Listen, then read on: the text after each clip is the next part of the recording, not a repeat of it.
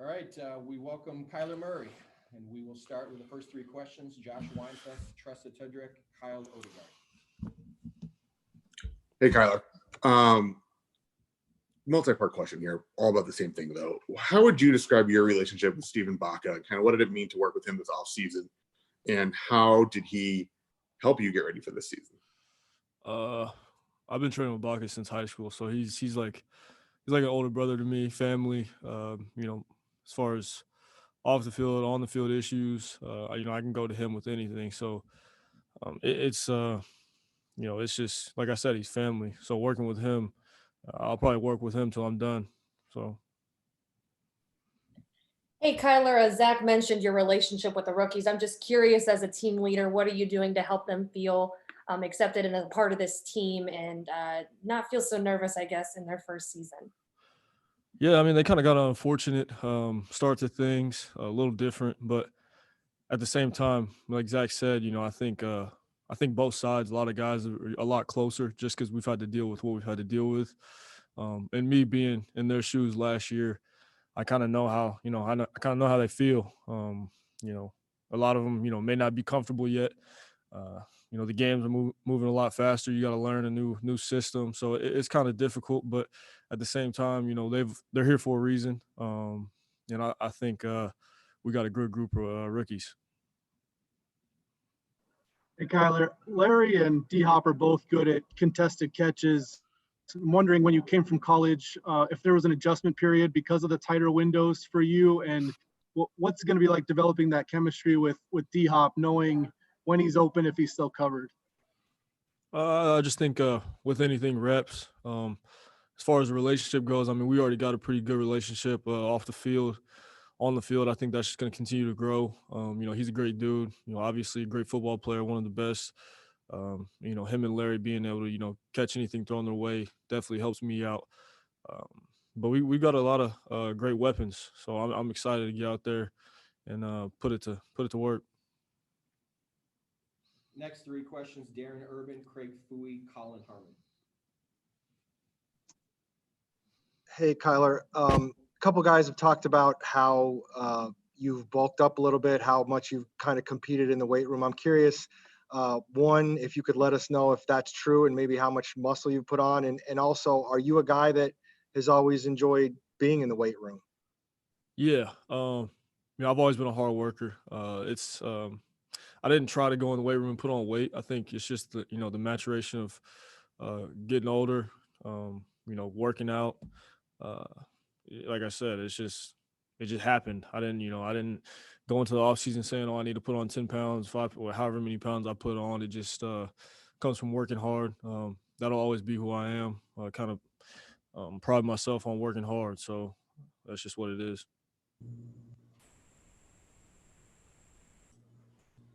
Hey, Kyler, just curious how much easier this has been for you in year two now, just knowing the routine, not the offense, but just knowing the routine, the NFL, how things work.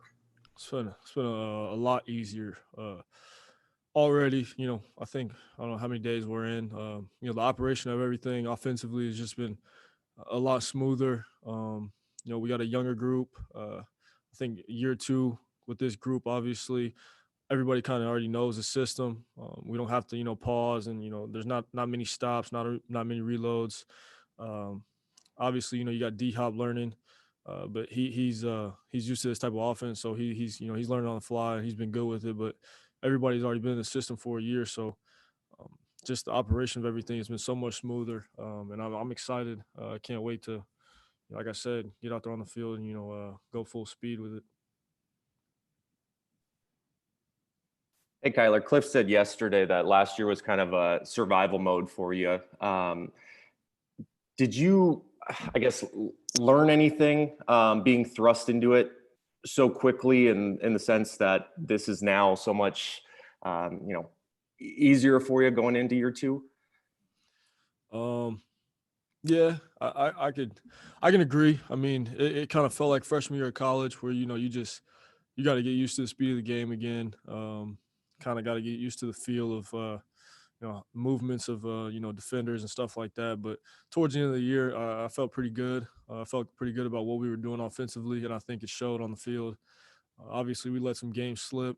Turn the ball over on some pretty unfortunate occasions, which shouldn't have happened. But we got to live and we got to learn. So I think going into year 2 will be a lot better. Next three, Richard Sines, Bob McManaman, Omar Ruiz. Yeah, Kyler, last year you became a leader of this team pretty quickly because you had such command of the offense where other people didn't. And it seems like you've really taken a bigger step in becoming a leader on this team. Does spending time in the weight room and bench pressing, we heard like Christian Kirk talk about most quarterbacks don't go in there and do that. Does that kind of help you become a leader for this team, being in there in the trenches with these guys, so to speak? Yeah, I mean, I think the guys know, how much I love the game, how much I love football, how much, work I put into it. You see, just watching the off season, you kind of obviously we weren't together, but getting to see the work from afar. Yeah, I mean, I think it should motivate anybody on my team. So for me personally, I'm just gonna continue to grow in that aspect. And that's like I said, I mean, with the work we've all put in and continue to put in, I think will be hard to deal with. Kyler, if you were going to write a book about what it takes to be a winner, what are some of the words you'd use in terms of the traits it takes to? Yeah, I think it starts at the top, and trickles down. But I think it's the culture in the locker room. If guys are bought in, playing for each other, do anything to win. Don't do just the little things off the field, on the field. If you're living right, I think good things happen. And I've been on some pretty good teams in my lifetime that no matter what level it is, high school, college, and everybody's bought in, everybody's doing everything for each other, just trying to win. I think good things happen.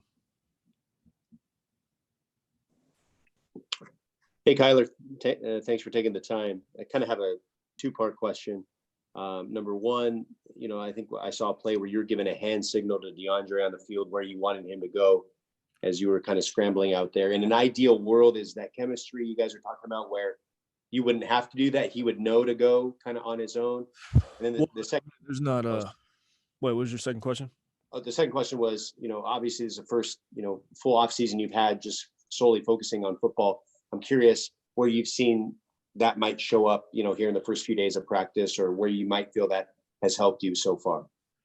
To answer the second question, I think just play recognition as far as what the defense is doing, before the snap, and then knowing where to go with the ball after the ball snap. But that just comes with, like I said, seeing the defense, and getting used to the NFL. My last year in college, I knew what they were doing before it happened. Last year in high school, same thing. It just, the more you see it, the more it happens, the more you get used to it. It's hard to trick a guy, that's seen a lot of football. And to answer your first question, I mean, we don't have any defenders out there, so it's kind of just telling him to, take this one down the field. Next three, Catherine Fitzgerald, Cam Cox, Josh Weinfuss. Hey, Kyler, two things. First of all, last season, you were obviously very comfortable with Christian Kirk. What do you see as his role this year now that you've added Hopkins into the mix there as well? And then separately, how was your birthday? It was, thank you for that. It was good. Spent some time with my family, my dog, had a little fun time at the house. But I think adding D-Hop just makes Christian that much more dangerous to me. Last year, kind of not, them, whenever we were, 3-by-1, they single up one side and then let the, weak side safety play to the 3 receiver side that just, crowds it up for those guys. But now when you got a guy like D-Hop at the X, you got to help. So, having C-Kirk, having Larry, Dan, all the guys that we got, I mean, it's just I think it makes C-Kirk that much more dangerous. Hopefully, stays healthy this year, which I know, he's worked hard. But man, he's the sky's the limit for him. I've been knowing him since high school, and he's got it. So I'm ready for him to unleash it. Hey, Kyler, I saw you had that face covering around your neck, and when you were talking with coaches, you put it up over your mouth. I saw KD, he was wearing it under his helmet the entire time. Is that something you've thought about playing with, or guys have talked about playing with? I don't. I mean, I'm just wearing whatever I'm supposed to wear. I don't really know, what the protocol is as far as game day, but I really don't care. I mean, if I gotta wear it, I'll wear it. Hey, Kyle, I have two questions. First is, where do you think you've matured as a leader in year two? And then how do you think all your range of motion work this offseason? How's that going to help you take more hits? And yeah. What was your first question? Where do you think you've matured as a leader in your second? Okay. I think just being around the guys, like I said, the natural maturation of, just life in general, everybody knowing each other, getting more familiar with each other, becoming one, being around each other. I think, you can, it's priceless being around being around the guys. Obviously we had a lot of time away from each other, but I know a lot of guys couldn't wait to get back. And now that we're here, being the quarterback of the team, everybody looks to me. So, for me, I've always been in that position, so it's not, anything unusual or different. And then the mobility work or the range of motion work, I don't know. I try not to get hit in the first place, so we'll see how I do this year. Next three: Kyle Odegaard, Jim Omohundro, Darren Urban. Kyler, what you talked about the team being hard to deal with. Do you have specific team expectations heading into 2020? I'm just not gonna answer that question because I don't need any. I don't need it. So I'm gonna keep that one inside. Hey, Kyler, a lot of the talk at this offseason has been about the top three receivers. What's your confidence in a guy like Andy Bella, in his going into his second year as well? And then do you also see that receiver position being the back end of the receiver position being one of the more hotly contested battles of camp? Yeah, I mean, I love Andy personally. He's on the field. He's just dangerous, with his speed, his ability to play make. And like you said, I mean, when you're I don't even like saying the bottom, but our receiving group to me is just so talented and so deep that that competition is just, it's going to fuel the fire. And I think a lot of those guys are, it's going to bring the best out of a lot of those guys. But just like Seakirk, I mean, Andy, I'm excited for him. Kyler, you talked about how you already have a pretty good relationship with DeAndre. I'm curious, did you know him much at all before this trade? And the knowledge that you each would have of each other because you've been able to see play, even if it's just on TV, does that help kind of pave the way for what chemistry could come once you're actually teammates? No, my first time meeting him was when he came to Dallas. But I mean, obviously being a fan of football, I've watched him my whole, since he was, got in the league. But no, I think he's got a feel that you can't really coach. Obviously him being one of the best to ever do it already. He's proven that he just has it, and hopefully we can build this thing together and be great because. I mean, like I said, he's already, he understands it. He's been doing it. So for us, it's just building that relationship, building that chemistry, and putting a lot of time in. We'll finish with Bob McManaman and Catherine Fitzgerald. Kyler, what were your impressions of Patrick Mahomes' huge payday, and have you thought about what it's going to be like for you in a couple years? And also, is there a possibility in your mind that D-Hop, Fitz, and Kirk could all get 1,000 yards this year? Yeah, for sure. I definitely think that's possible. To answer your the Mahomes deal, I mean, it's a lot of money, and congrats to him. But I mean, me personally, I got to keep going. I got to keep working. I'm not there yet, so we're gonna focus on today. Hey, Kyler, I know we're just a couple days in, but how are you feeling about the O-line? You guys were able to bring back a lot of guys for continuity, but just in regards to how that affects you, how do you think they're doing?